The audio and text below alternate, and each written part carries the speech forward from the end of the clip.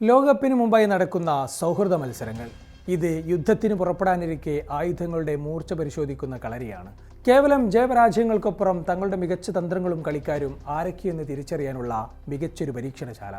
ലോകവേദിയിൽ പന്തുരുളാൻ ദിവസങ്ങൾ മാത്രം ബാക്കി നിൽക്കെ ഓരോ ടീമുകളുടെയും പോരായ്മകൾ പരിഹരിക്കാനും ആത്മവിശ്വാസം വാനോളം ഉയർത്താനും ഈ സാമ്പിൾ വെടിക്കെട്ടുകൾ അനിവാര്യമാണ്. ലോക കിരീടത്തിലേക്കുള്ള തന്ത്രപരമായ ആദ്യത്തെ ചുവടുവെപ്പ്. ഇന്നലെ നടന്ന വിവിധ സൗഹൃദ മത്സരങ്ങളിൽ വമ്പൻ ടീമുകൾ ജയത്തോടെ മുന്നേറുന്നതിനാണ് നമ്മൾ സാക്ഷ്യം വഹിച്ചത്. അത്യന്തം ആവേശകരമായ മത്സരത്തിൽ ഈജിപ്തിനെ തകർത്ത് ബ്രസീൽ ലോകകപ്പിലേക്ക് ആത്മവിശ്വാസത്തോടെ മുന്നേറിയപ്പോൾ ഹോണ്ട്രാസ് വെല്ലുവിളി മറികടക്കാൻ അർജന്റീനക്കുമായി. ചിലിയെ തോൽപ്പിച്ച പറങ്കിപ്പടയും ന്യൂസിലാൻഡിനെ കെട്ടുകെട്ടിച്ച് ഇംഗ്ലണ്ടും യഥാർത്ഥ പോരാട്ടത്തിന് മുമ്പായി മുന്നൊരുക്കം ഗംഭീരമാക്കി. ആതിഥേയരായ USA തോൽപ്പിച്ചാണ് ജർമ്മനി കരുത്തു കാട്ടിയത്. ലോകകപ്പിന് മുന്നോടിയായി നടന്ന പ്രധാന സൗഹൃദ മത്സരങ്ങളിലൂടെ ഒന്ന് കണ്ണോടിക്കാം. ഇത് എന്ത് സൂചനകളാണ് നമുക്ക് നൽകുന്നതെന്ന് നോക്കാം. Brazil versus Egypt. പോയ ദിനം നടന്ന മത്സരങ്ങളിൽ ഏറ്റവും പ്രധാനപ്പെട്ട പോരാട്ടം ഇതായിരുന്നു. ആഫ്രിക്കൻ കരുത്തർക്കെതിരെ ലഭ്യമായ ആയുധങ്ങളെല്ലാം എടുത്തു പരീക്ഷിക്കാനായിരുന്നു ബ്രസീൽ കോച്ച് കാർലോ അഞ്ചലോട്ടിയുടെ തീരുമാനം. ലോകകപ്പിൽ ആദ്യ മത്സരത്തിൽ മൊറോക്കോയെ നേരിടുന്നതിന് മുമ്പായി ഇറങ്ങുന്ന അവസാന മത്സരം എന്ന നിലയിൽ കാനറിപ്പടയെ സംബന്ധിച്ച് സുപ്രധാന കടമ്പയായിരുന്നു ഈ ഫ്രണ്ട്ലി മാച്ച്. US-ലെ ഹഡിംഗ്ടൺ ഫീൽഡ് സ്റ്റേഡിയത്തിൽ നടന്ന ഈ ആവേശ പോരാട്ടം ഇരു ടീമുകളുടെയും ശക്തി ദൗർബല്യങ്ങൾ കൃത്യമായി ബോധ്യപ്പെടുത്തി. മത്സരത്തിൻ്റെ ആദ്യ മിനിറ്റ് മുതൽ കളിയുടെ നിയന്ത്രണം ബ്രസീൽ ഏറ്റെടുത്തിരുന്നു. ആഞ്ചലോട്ടി ആവിഷ്കരിച്ച ഹൈ പ്രസിംഗ് തന്ത്രം 7-ാം മിനിറ്റിൽ തന്നെ ഫലം കാണുകയും ചെയ്തു.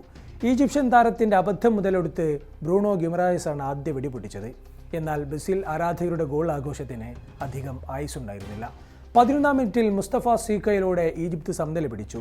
പ്രതിരോധ താരം മാർക്കിഞ്ഞോസിന്റെ മിസ്റ്റേക്കിൽ നിന്നായിരുന്നു ഗോൾ വന്നത്. Vinicius junior, Raphinha, Igor Thiago എന്നിവരിലൂടെ ബ്രസീൽ ആദ്യ പകുതിയിൽ മികച്ച അവസരങ്ങൾ സൃഷ്ടിച്ചെങ്കിലും ഗോൾ കീപ്പർ മുസ്തഫ ഷൊബീറിന്റെ മികച്ച സേവുകൾ ഈജിപ്തിന്റെ രക്ഷക്കെത്തി. ഒടുവിൽ രണ്ടാം പകുതിയിൽ കാനറികൾ വിജയ ഗോൾ കണ്ടെത്തി. 51-ാം മിനിറ്റിൽ ഇടതു വിങ്ങിലൂടെ മുന്നേറിയ റഫീഞ്ഞ ബോക്സിൽ നിന്ന് നൽകിയ കട്ട് ബാക്ക് പാസ്. പകരക്കാരനായി ഇറങ്ങിയ എൻട്രിക് ഫസ്റ്റ് ടൈം ഷോട്ടിലൂടെ അത് വലയിലെത്തിക്കുന്നു. രണ്ടാം പകുതിയിൽ ഈജിപ്ത് സൂപ്പർ താരം മുഹമ്മദ് സലയടക്കം കളത്തിലിറക്കിയെങ്കിലും സമനില പിടിക്കാനായില്ല. ലോകകപ്പിന് തൊട്ടു മുമ്പുള്ള പരീക്ഷണം എന്ന നിലയിൽ തൻ്റെ ഫുൾ സ്ക്വാഡിനെയും പരീക്ഷിക്കാനാണ് ആഞ്ചലോട്ടി ശ്രമിച്ചത്. രണ്ടാം പകുതിയിൽ goal keeper Alisson Becker, Casemiro, Vinicius അടക്കം 8 പ്രമുഖ താരങ്ങളെയാണ് കോച്ച് സബ്സ്റ്റിറ്റ്യൂട്ട് ചെയ്തത്.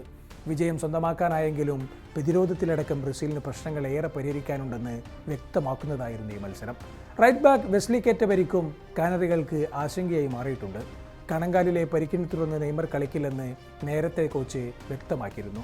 അതേസമയം ക്ലബ്ബ് തലത്തിൽ തുടരുന്ന ഫോം കൗമാരതാരം എൻട്രിക് മഞ്ഞക്കുപ്പായത്തിലും ആവർത്തിക്കുന്നത് ആഞ്ചലോട്ടിയെ സംബന്ധിച്ച് പോസിറ്റീവായി മാറുകയാണ്. ദേശീയ ടീം ജയിച്ചടിഞ്ഞ ശേഷം ഇംഗ്ലണ്ടിനും സ്പെയിനിനും പിന്നാലെയാണ് മറ്റൊരു പ്രധാന ടീമിനെതിരെ റയൽ താരം ഗോൾ നേടുന്നത്. ആഞ്ചലോട്ടിയുടെ പ്ലാനിൽ എൻട്രിക്കിന് പ്രധാന റോൾ ഉണ്ടാകുമെന്ന സൂചന കൂടിയാണ് ഈ മത്സരം നൽകുന്നത്. സൂപ്പർ താരം ലയണൽ മെസ്സിക്ക് പൂർണ്ണ വിശ്രമം നൽകിയാണ് അർജന്റീന ഹോണ്ട്രാസിനെതിരായ സൗഹൃദ മത്സരത്തിനിറങ്ങിയത്.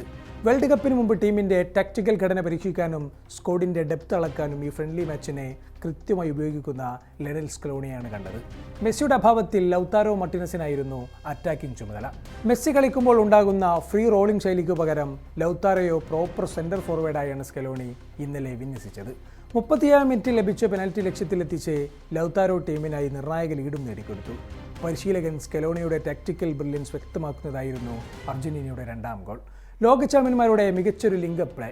ഹോണ്ട്രാസ് പ്രതിരോധ താരങ്ങളെ കബളിപ്പിച്ച് ലൗതാരോയെ ലക്ഷ്യമാക്കി മധ്യത്തിൽ നിന്ന് കൃത്യമായൊരു പാസ്. ബോക്സിന് പുറകിലേക്ക് തിരിഞ്ഞു നിന്ന് പന്ത് സ്വീകരിച്ച ലൗതാരോ ബാക്ക് ഹീൽ പാസിലൂടെ ബോക്സിലേക്ക് ഓടിക്കയറിയ ഹ്യൂലിയ സിമിയോണിയെ ലക്ഷ്യമാക്കി മറിച്ചു നൽകി. അത്ലറ്റിക്കോ മാഡ്രിഡ് താരത്തിൻ്റെ ക്ലിനിക്കൽ ഫിനിഷ്. ആദ്യ മിനിറ്റ് മുതൽ കളിയുടെ നിയന്ത്രണം ഏറ്റെടുത്ത അർജന്റീനയ്ക്ക് ഹോണ്ട്രാസിനെ അവരുടെ ഹാഫിൽ നിലനിർത്താൻ സാധിച്ചു. പന്ത് നഷ്ടമാകുമ്പോൾ കൃത്യമായ കൗണ്ടർ പ്രസിംഗിലൂടെ തിരിച്ചുപിടിക്കാൻ തിയാഗോ അൽമാഡ, ജിയോവാനി ലോസെൽസോ അടങ്ങുന്ന മധ്യനിരക്കുമായി. ടീം റൊട്ടേഷനും ഫലപ്രദമായി നടപ്പാക്കാൻ സ്കലോണിക്കായി. രണ്ടാം പകുതിയിൽ Enzo Fernandez, Mac Allister, Rodrigo De Paul എന്നിവർ കളത്തിലിറങ്ങി. ക്രിസ്ത്യൻ റൊമേറോയെയും ഫെക്കുണ്ടോ മെദീരയെയും സബ്സ്റ്റിറ്റ്യൂട്ടായി ഇറക്കി ബാക്ക്ലൈൻ കരുത്തും സ്കലോണി ഉറപ്പാക്കി. മെസ്സി ഇല്ലാതെ ഇറങ്ങിയാലും നീലപ്പടയുടെ അറ്റാക്കിംഗ് മികവിനും പന്തടക്കത്തിനും ഒരു കുറവും വരില്ലെന്ന് തെളിയിക്കുന്നതായിരുന്നു ഈ മത്സരം. വേൾഡ് കപ്പ് പോരാട്ടങ്ങൾക്ക് മുമ്പ് ടീമിൻ്റെ ഒത്തിണക്കവും ബെഞ്ച് സ്ട്രെങ്ത്തും വർദ്ധിപ്പിക്കാനും അർജന്റീനക്കായി. ജൂൺ 10-ന് ഐസ്ലൻഡിനെതിരെയാണ് അർജന്റീനയുടെ അടുത്ത സൗഹൃദ മത്സരം. ചിലിക്കെതിരായ മത്സരത്തിൻ്റെ ആദ്യ പകുതിയിൽ 4-2-3-1 ഫോർമേഷനിലാണ് റോബർട്ടോ മാർട്ടിനസ് പോർച്ചുഗലിനെ വിന്യസിച്ചത്. ക്രിസ്ത്യാനോ റൊണാൾഡോ ആദ്യ ലെവലിൽ ഇറങ്ങിയതായിരുന്നു ശ്രദ്ധേയ തീരുമാനം.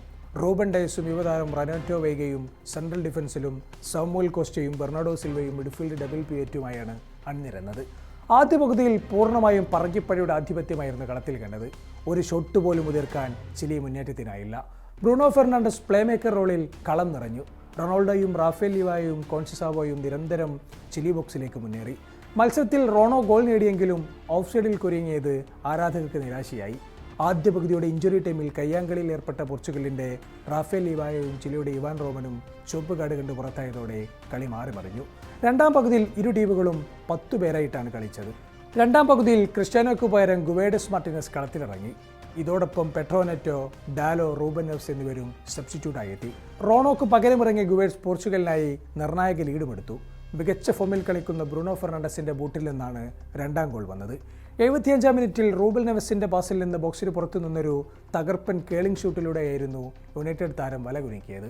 ലോകകപ്പ് മുൻനിർത്തി പ്രമുഖ താരങ്ങളുടെ പരിക്കുകൾ ഒഴിവാക്കാനും മിനിറ്റുകൾ കൃത്യമായി മാനേജ് ചെയ്യാനും ചിലിക്കെതിരായ മത്സരത്തിൽ മാർട്ടിനസ് പ്രത്യേകം ശ്രദ്ധിച്ചിരുന്നു. അവസാന മിനിറ്റുകളിൽ റൂബൻ ഡയസിനെ പിൻവലിച്ച് തോമസ് അരോഹോക്ക് അവസരം നൽകിയതെല്ലാം ഇതിൻ്റെ ഭാഗമായിരുന്നു. അതേസമയം റാഫേൽ ലിയാവോ അനാവശ്യമായ റെഡ് കാർഡ് വാങ്ങിയത് പറങ്കിപ്പടയ്ക്ക് നിരാശയായി. മത്സരശേഷം കോച്ച് റോബർട്ടോ മാർട്ടിനസ് ഇക്കാര്യം വ്യക്തമാക്കുകയും ചെയ്തു. ജൂൺ 11-ന് നൈജീരിയക്കെതിരെയാണ് പോർച്ചുഗലിൻ്റെ അടുത്ത സൗഹൃദ മത്സരം. അറ്റാക്കിംഗ് ശൈലിക്കൊപ്പം പൊസിഷൻ ഫുട്ബോൾ കൂടി ചേർന്നതായിരുന്നു USA-ക്കെതിരെ ജർമ്മനിയുടെ പ്ലാൻ. ജൂലിയൻ നഗൽസ്മാൻ എന്ന കോച്ചിൻ്റെ തന്ത്രപരമായ തീരുമാനങ്ങൾക്കും പരീക്ഷണങ്ങൾക്കും വേദിയായ മത്സരം. 4-2, 3-1 ശൈലിയിലായിരുന്നു ഇരു ടീമുകളും കളത്തിലിറങ്ങിയത്. മത്സരത്തിൻ്റെ രണ്ടാം മിനിറ്റിൽ തന്നെ ഫ്രീ ഹെഡറിലൂടെ കൈ അവർ ജർമ്മനിക്കായി ലക്ഷ്യം കണ്ടു. Jamal Musiala, Florian Wirtz, Leroy Sane എന്നിവരടങ്ങുന്ന മിഡ്ഫീൽഡ് നിരയിലൂടെ പന്ത് കൈവശം വെച്ച് ആക്രമണം നയിക്കാനാണ് നഗൽസ്മാൻ നിർദ്ദേശിച്ചത്. കളി നിയന്ത്രിക്കാനും US പ്രതിരോധത്തെ സമ്മർദ്ദത്തിലാക്കാനും ഈ ശൈലിക്ക് സാധിക്കുന്നതാണ് ആദ്യ പകുതിയിൽ കണ്ടത്. ചാമ്പ്യൻസ് ലീഗ് ഫൈനലിലെ മിന്നും ഫോം തുറന്ന ഹാവെർട്സിനെ കംപ്ലീറ്റ് ഫോർവേഡായാണ് ജർമ്മനി ഉപയോഗിച്ചത്. റെനോ സാനെ നേടിയ രണ്ടാം ഗോളിന് പാതിയൊരുക്കിയതും ഈ ആഴ്സണൽ താരം തന്നെയായിരുന്നു. അതേസമയം മത്സരം നടന്ന ചിക്കാഗോയിലെ കടുത്ത ചൂടും ഹ്യൂമിഡിറ്റിയും കളിക്കാരെ കാര്യമായി വലച്ചു. ലോകകപ്പ് മത്സരങ്ങളിലും സമാനമായ കാലാവസ്ഥ പ്രതീക്ഷിക്കുന്നതിനാൽ എനർജി മാനേജ്മെൻറ്റ് കൂടുതൽ കാര്യക്ഷമമാക്കേണ്ടതുണ്ടെന്ന കാര്യവും നഗൽസ്മാൻ മത്സരശേഷം വ്യക്തമാക്കി. ജൂൺ 14-ന് കുറസാവോക്കെതിരെയാണ് ജർമ്മനിയുടെ ആദ്യ ലോകകപ്പ് മത്സരം. ടുണീഷ്യയെ എതിരില്ലാത്ത 5 ഗോളുകൾക്ക് തകർത്ത് ബെൽജിയവും ലോകകപ്പിന് മുമ്പായി എതിരാളികൾക്ക് കൃത്യമായ സൂചന നൽകിയിട്ടുണ്ട്.